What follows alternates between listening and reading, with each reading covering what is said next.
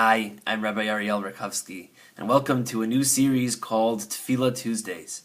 Every week, we will be discussing a different aspect of prayer, discussing different prayers that we say and what they mean, in an effort to get us to pray better and to pray more. The notion of prayer itself is somewhat novel, although it has its roots in many thousands of years of historic tradition. It used to be that the Jewish people didn't pray so much as they brought sacrifices.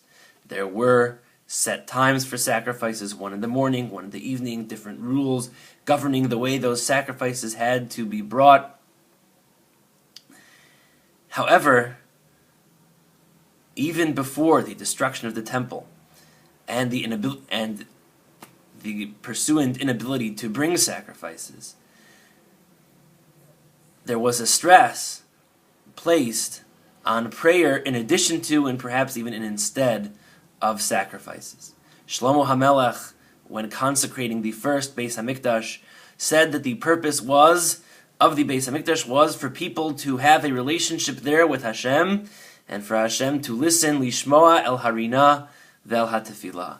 Listen to our prayer and listen to our rejoicing. The Navi Hosea wrote that we should take with us words k'chlimachem dvarim v'shuvu el Hashem and return to Hashem, and then he continues uneshalema parim sifasenu.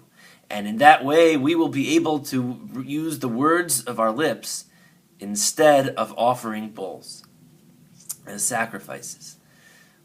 After the destruction of the first Beis HaMikdash, the Jewish people spread into exile, and one of the radical steps taken by Ezra and Nehemiah, the leaders of the Jewish people, was to have a fixed set of prayers, to institute daily prayers.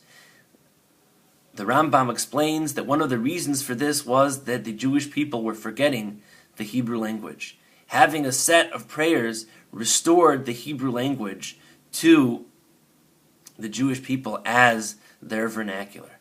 But it's not just that. In time, prayer began to take the structured form that sacrifices did. In the same way that korbanos had to be brought at certain times a day, Tefilah had to take place at certain times a day.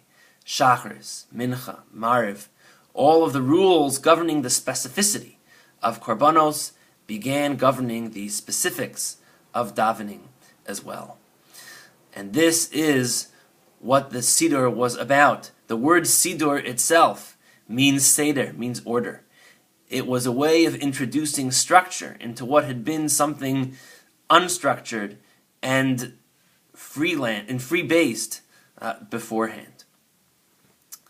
The tefillos that we have today are the product both of the impulse, the impetus to turn to Hashem that had existed and that has always existed as the identity of a Jew, but also of the structure placed in korbanos. Korban itself comes from the word karov, getting close to HaKadosh Baruch Hu.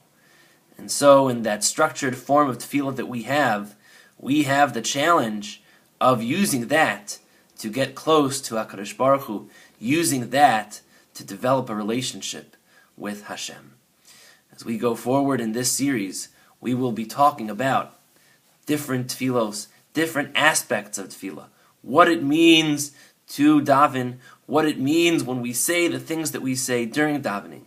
And I look forward to growing together so that as a community and as individuals, our tefillos will be heard.